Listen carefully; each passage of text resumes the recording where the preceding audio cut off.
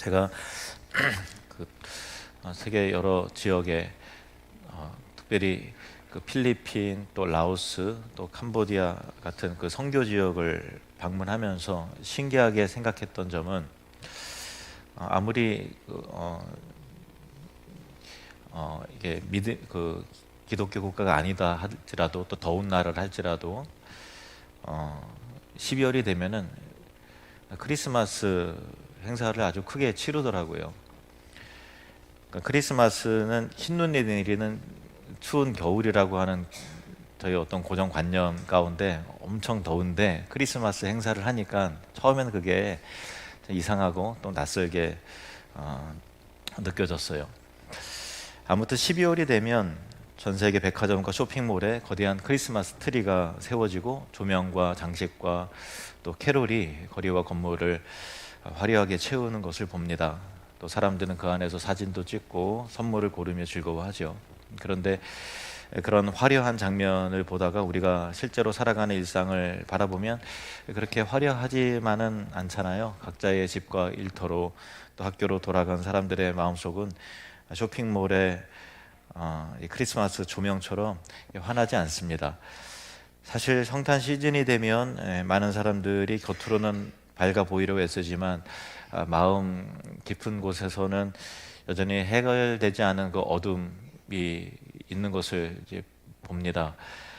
내년에는 어떻게 살아가야 되냐, 이 문제를 과연 어떻게 풀어야 될까, 직장은 계속 다녀야 되나, 내 진로는 어떻게 될 수 있을까 등등 막막하고 어두운 마음들이 마음 한켠 있죠.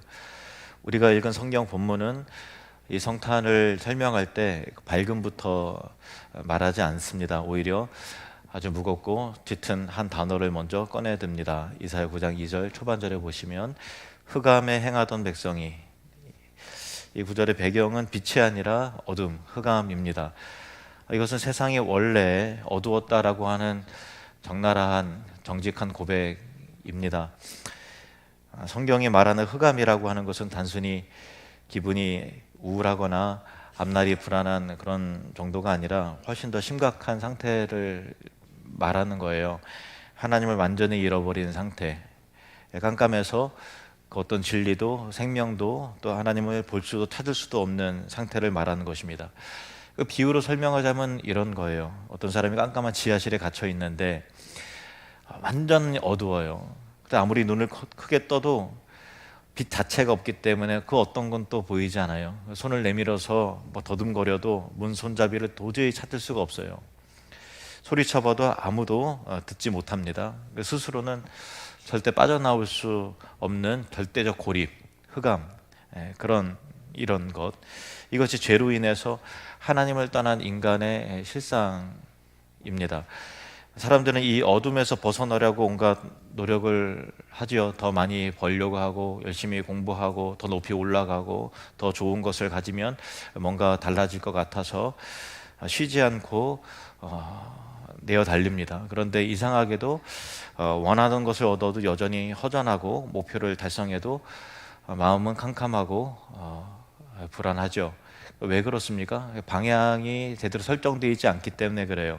하나님 없이 아무리 열심히 살아도 진짜 빛을 찾을 수 없습니다. 방향이 틀리면 빨리 달려간다 하더라도 그 속도 자체가 오히려 불행이 되는 거죠. 비극이 됩니다.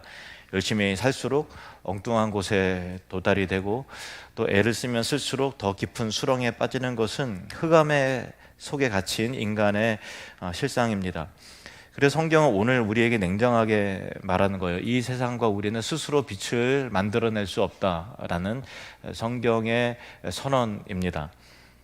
우리가 아무리 화려한 장식으로 거리를 밝히고 즐거운 노래를 부르고 또 영혼의 어둠을 거리를 밝혀도 영혼의 어둠을 몰아낼 진짜 빛은 우리 안에 또 이 세상 가운데 사람들이 만들어낼 수 있는 빛이 아니라는 것입니다. 빛은 반드시 외부로부터 바깥으로부터 들어와야 하는 거예요.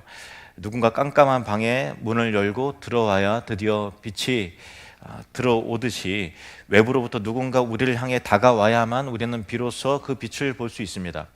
그런데 이 빛이 우리에게 임한 방식이 정말 놀라워요. 선지자 이사야는 장차 오실 메시아, 그 위대한 빛의 실체에 대해서 오늘 본문에서 이렇게 소개를 합니다. 9장 6절 말씀을 우리 다시 한번 읽겠습니다. 시작. 이는 한 아기가 우리에게 낳고 한 아들을 우리에게 주신 바 되었는데 그의 어깨에는 정사를 메었고 그의 이름은 기묘자라 모사라 전능하신 하나님이라 영존하시는 아버지라 평강의 왕이라 할 것임이라. 하나님은 이 세상을 구원하기 위해서 복잡한 설명을 하거나 어떤 논리로 증명하는 방식으로 오지 않으셨다라는 거예요. 하늘을 가르는 천둥 소리라든가 거부할 수 없는 무서운 위압적인 힘으로 임하지 않으셨어요. 하나님은 아기로 오셨다라는 거예요. 17세기 거장 안토니 반다이크라는 분이 그린 그림이에요. 성탄이라는 제목의 그림인데, 여기 보면은 마리아가 흰천에 쌓인 아기를 이제 무릎 위에 눕혀놓고 두 손으로 그 작은 몸을 조심스럽게 감싸고 있습니다. 마리아의 손가락은 부드럽게 펴져서 아기의 연약한 몸을 받치고 있고, 그녀의 시선은 오롯이 아기를 향해 있어요. 집단이 깔린 구유 위 세상에서 가장 낮은 곳에 누운 아기입니다. 이 반다이크의 이 그림을 보면서 우리는 이 아기가 온 역사를 주관하시는 전능하신 하나님이라는 사실을 잠시 잊게 되죠. 그저 보호받아야 할 작고 연약한 한 아기만 보일 뿐입니다. 아기는 안고 있는 것도 조심스러울 정도로 가장 작고 연약한 존재잖아요. 자기 힘으로는 그 어떤 것도 할 수 없는 것이 갓난 아기예요. 누군가 안아줘야 되고 젖을 물려야 되고 이불을 덮어줘야 되고 기저귀를 갈아줘야 되고 등등 다 보살펴야 되는 거죠. 근데 중요한 것은 아기는 우리에게 두려움을 주거나 또 무서움을 일으키는 존재가 아니라고 하는 그런 점이 포인트인 것입니다. 아기 앞에서 어떤 사람도 우리는 두려움을 느끼거나 움츠러들지 않아요. 오히려 자연스럽게 다가가서 웃으면서 포근하게 안아주고 싶어지죠. 왜 전능하신 하나님이 이렇게 오셨을까라고 하는 부분에 대해서 여러분 궁금하지 않으십니까? 의문점이 있을 거예요. 만약에 하나님이 심판주의 위엄과 무서운 영광으로만 오셨다면 죄인된 우리는 그 빛 앞에서 눈이 멀어서 고꾸라지거나 도망쳤을 것입니다. 시내산에서 이스라엘 백성들이 하나님의 영광과 또 천둥 우레 소리와 같은 그 음성 앞에 두려워 떨면서 말합니다. 모세여, 당신이 우리에게 말하소서. 하나님이 우리에게 직접 말씀하시지 말게 하소서. 우리가 죽을까 하나이다. 두려움에 의해서 압도당하는 것입니다. 그러나 아기는 무섭거나 두려운 존재가 아니죠. 누구라도 다가갈 수 있게 만드는 것입니다. 목동도 다가갑니다. 동방에서 온 박사들도 다가갑니다. 심지어 어린 아이들도 아기 예수님 앞으로 다가갈 수 있는 것입니다. 이것이 하나님의 놀라운 지혜의 방법입니다. 그 어깨에 온 우주의 통치권인 정사를 메신 분이 갓난아기의 몸을 입으신 이유는 우리를 제압하기 위해서가 아니라 우리와 가장 가까워지기 위해서 그렇게 오신 것입니다. 하나님은 위에서 명령하시기보다 우리 아래로 내려오셨습니다. 멀리서 우리를 판단하지 않으시고 가장 가까운 자리, 우리가 사는 그 좁고 비루한 자리로 직접 찾아오신 것입니다. 하나님 우리를 힘으로 굴복시키러 오신 것이 아니라 우리가 그를 품에 안을 정도로 자발적으로 다가올 수 있도록 하신 것입니다. 우리를 짓밟으려고 하시는 것이 아니라 우리와 가장 가까워지기 위해서 스스로 약해지셨습니다. 이것이 성탄의 신비인 것입니다. 하나님은 멀리서 우리를 돕는 분으로 남아 계신 것이 아니라 우리 삶 안으로 직접 걸어 들어오셨습니다. 하나님은 우리가 얼마나 약한지 이론적으로만 아시는 분이 아닙니다. 그 약함 속에 직접 들어오셔서, 약함으로 들어오셔서 우리처럼 사셨고, 우리처럼 배고프셨고, 우리처럼 아프셨고, 우리처럼 슬퍼하셨고, 우리와 같이 고통을 겪으셨습니다. 그래서 이 아기는 하나님의 의지이며 결단인 것입니다. 인간이 우리가 아무리 망가졌어도, 아무리 깊은 어둠 속에 있어서 내가 너희를 결코 포기하지 않겠다는 하나님의 강력하고도 부드러운 약속의 실현이 바로 성탄의 메시지인 것입니다. 이 약속은 구유에서 시작이 되어서 십자가에서 완성이 되어지죠. 그런데 아까 잠시 살펴보았던 이 반다이크의 그림을 다시 한번 유심히 살펴보길 원합니다. 이 그림에서 가장 눈여겨보아야 할 것이 빛입니다. 그림에서 제일 중요한 것은 빛이 어디로 임하는가라고 하는 그런 것이 가장 중요한 포인트인데, 화면 그림 어디에도 등불이나 창문은 보이지 않지만 그림 중앙은 환한 빛으로 가득하죠. 자세히 보면 그 빛의 발원지는 다름이 아니라 아기예요. 아기 예수님이에요. 아기 자체가 광원이 되어서 자신을 안고 있는 마리아의 얼굴을 비추고 어두운 외양간의 공기의 흐름을 바꾸어내는 것입니다. 성탄의 신비는 바로 여기에 있어요. 가장 연약한 모습 속에서 가장 강렬한 빛이 담겨 있다는 사실이에요. 이 빛은 우리가 볼 수 없었던 하나님을 보여주는 빛이에요. 흑암 속에서 하나님을, 진리를 찾을 수 없었던 우리에게 하나님은 이 아기를 통해서 스스로를 드러내십니다. 우리에게. 그리고 이 빛은 위에서 내려 꽂히는 심판의 빛이 아니라 아래에서 은은하게 번져 나와서 우리의 상처와 어둠과 아픔을 어루만주는 사랑의 빛으로 임하시는 것입니다. 이것이 이사야 선지자가 예언한 큰 빛의 정체예요. 이 작은 아기를 통해서, 아기를 향해서 이사야는, 선지자 이사야는 놀라운 이름들을 붙입니다. 기묘자라, 모사라, 전능하신 하나님이라, 영존하시는 아버지요, 평강의 왕이라 라고 이름을 붙인다는 것입니다. 기묘자는 놀라운 분이라는 의미예요. 인간의 지성과 이해를 뛰어넘는 신비로운 분이라는 의미가 바로 기묘자입니다. 모사라는 것은 지혜로운 상담자라는 의미입니다. 완벽한 계획을 세우시고 이루시는 분이라는 거예요. 이 각자의 이름들이 서로 충돌하는 것처럼 보여지죠. 어떻게 아기가 전능하신 하나님일 수 있는가? 어떻게 강보에 쌓인 작고 연약한 존재가 영원히 존재하신 영존하시는 아버지가 될 수 있는가? 어떻게 사람의 품에 안긴 연약한 생명이 우주를 밝히는 빛의 근원일 수 있는가라고 하는 서로 어울리지 않는 각각의 조합들이 한 구절 안에 뭉쳐 있다라는 것입니다. 이것이 성탄이 우리에게 전하는 역설적 진리인 것입니다.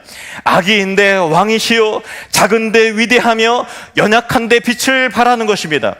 구유에 누워서 가장 낮은 곳에 계시지만 실상은 온 우주의 역사를 그 손으로 이끌어 가시는 분이시라는 것입니다. 성경은 이것을 성육신이라고 합니다. 하나님이 사람이 되신 것입니다. 하나님이 사람이기를 그만두신 것이 아니라 사람이시면서도 동시에 완전한 사람이 되신 것입니다. 왜 그렇게까지 하셨을까? 우리의 죄값을 대신 치르기 위해서죠.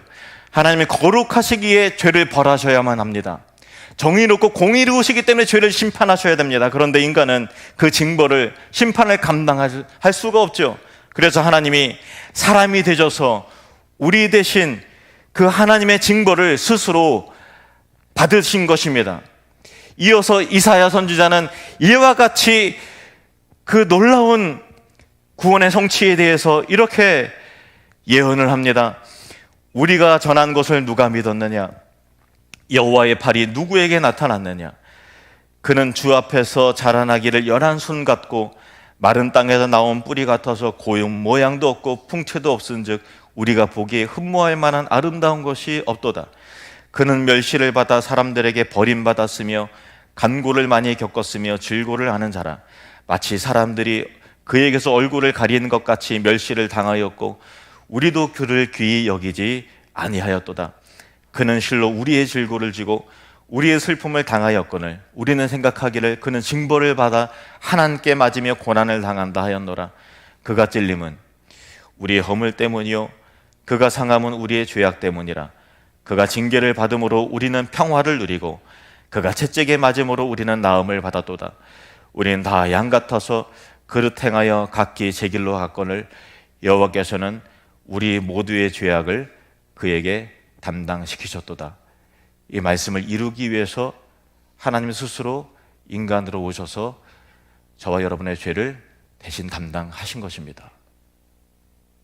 성탄은 동화 같은 이야기라든가 또 사람들이 어떤 그 자본주의적인 어떤 그런 것 가운데서 조명을 화려하게 하고 하는 그런 이야기가 아니라, 이 이야기는 우리를 구원하러 오신 하나님이십니다.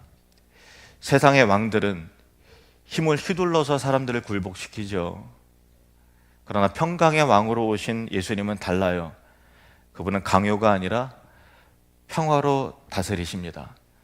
우리가 아기를 보면 겁에 질리지 않고 자발적으로 그 아기에게 다가가서 자연스럽게 그 아기를 안고 싶고 조심스럽게 품에 안고 싶듯이, 하나님 우리에게 강압적으로 불복시키시는 분으로 오신 것이 아니라 인격적으로 설명하고 설득하기 위해서 오신 분이십니다. 이사야 9장 7절에 그 정사와 평강의 더함이 무궁하며 또 다윗의 왕좌가 그의 나라에 군림하여 그 나라를 굳게 세우고 지금 이후로 영원히 정의와 공의로 그것을 보존하실 것이라. 만군의 여호와의 열심히 이를 이루시리라. 여기서 말하는 정사라는 것은 통치 다스림을 의미해요. 이야기는 자라나십니다. 그리고 왕으로 세상을 다스리십니다. 그 다스림의 특징이 평강이라는 거예요. 히브리어로 샬롬이죠. 샬롬은 모든 것을 제자리를 찾은 상태예요. 하나님의 원래 계획하시고 창조하신 그 아름다운 질서가 회복되는 것입니다. 죄는 질서를 깨트려요. 어그러뜨립니다. 그래서 우리 내면이 깨어지고 인생이 깨어지고 가정이 깨어지고 사회가 깨어지게 만드는 것이 바로 죄예요. 그러나 예수님께서 다스리고 통치하시는 그 가운데는 우리 마음이 창조주의 품으로 돌아가게 되고, 깨어졌던 가정이 사랑의 질서 안으로 들어오게 되면서 품에 안고 사랑하고 용서와 용납이 이루어지고, 탐욕으로 얼룩진 세상이 정의와 공의로 바로 서게 되는 것이 바로 예수님이 통치하시는 나라의 풍경인 것입니다. 예를 들어 봅시다. 우리는 마음으로 엉망으로 만들었어요. 미워해야 될 것을 사랑하고 사랑해야 될 것을 미워하잖아요. 돈을 하나님보다 더 사랑하고 명예를 진리보다 더 소중히 여깁니다. 그런데 예수님이 우리 마음 가운데 왕으로 들어오셔서 다스리기 시작하시면 뒤틀린 것들이 바로 잡혀지게 되면서 하나님을 가장 기뻐하고 사랑하게 되고, 사랑해야 될 사람들을 사랑할 수 있는 능력과 힘이 주어지게 된다는 거예요. 어느 정도 수준이냐? 우리 이웃을 내 몸과 같이 사랑하는 본래의 질서가 회복되어지게 됩니다. 이것이 평강입니다. 중요한 것은 이 모든 것이 우리의 결단과 의지와 노력으로 이루어지는 것이 아니라 하나님의 의지와 노력과 열심에 의한 결과라는 것이 우리에게 놀라운 희망과 소망이 되어진다는 것입니다. 7절 마지막 구절을 보실까요? 함께 읽겠습니다. 만군의 여호와의 열심히 이를 이루시리라. 이것이 복음이에요. 만군의 여호와 하나님의 열심, 하나님의 의지와 그분의 계획하심이 이 모든 것을 이루신다라는 거예요. 우리를 구원하시고 여러분을 회복시키시고 하나님 나라를 완성시키시는 모든 하나님 나라의 구원의 계획을 당신의 열심으로 반드시 이루시리라는 선언입니다. 구유에 누운 아기로 시작된 이 일은 십자가에서 죽으시고 부활하신 그 예수님을 통해서 완성되어지죠. 그리고 지금도 하나님은 당신의 백성들 안에서, 교회 안에서, 여러분 안에서 이 세상 가운데 주의 나라를 세우시고 완성시켜 나가십니다. 우리 사랑하는 누리민 여러분, 오늘 우리가 함께 나눈 성탄의 메시지는 이것입니다. 우리는 흑암 속에 갇혀 있었습니다. 하나님 볼 수도 없고 진리를 찾을 수도 없습니다. 완전 깜깜한 상태예요. 그런데 하나님께서 우리에게 빛으로 오십니다. 우리가 가장 가까워지시기 위해서, 우리를 대신하기 위해서 스스로 약해지셨습니다. 우리의 마음의 품에 안길 정도로 연약하게 찾아오신 거예요. 두려워하지 않도록, 겁먹지 않도록.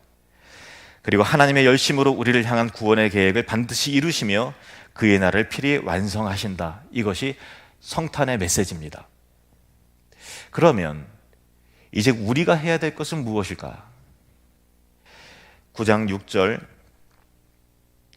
한 아들을 우리에게 주신 바 되었는데, 한 아들을 우리에게 주신 바 되었는데, 우리가 해야 될 것은 주신 바 된 것을 받는 거죠. 마치 마리아가 받은 그 아기를, 하나님의 아들을 품에 안는 것 같이 받는 것입니다. 그런데 받는다는 것이 무엇인가? 두 가지입니다. 첫 번째, 나의 흑암의 상태, 내 어둠과 무능함을 정직하게 인정하고 고백하는 겁니다. 주여, 내 힘으로는 어둠 속을 빠져나올 수 없습니다. 나는 구원이 필요합니다. 이것을 정직하게 주님 앞에 인정하고 고백하십시오. 이것이 회개입니다. 두 번째, 이 아기를 나의 왕으로 모시는 것입니다. 내 뜻이 아니라 이제 주님의 뜻대로 살겠습니다. 이 아기는 왕으로 오셨음을 내가 고백합니다 하고 결단하는 것입니다. 이것은 영접이죠. 여러분, 회개하고 영접하십시오. 그것이 믿음입니다.